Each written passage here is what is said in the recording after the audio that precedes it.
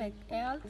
An increase in the temperature of the Earth's surface will result in the increase in respiratory and cardiovascular disease, infectious disease caused by mosquitoes, tropical pests, and heat dehydration of life.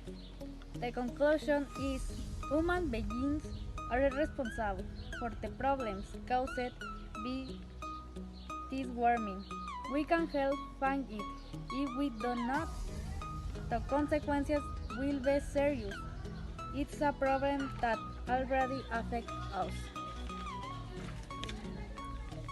In these images, we can see how global warming is affecting the planet. We must take care of it, reduce the problem so that this does not affect us anymore. Bye!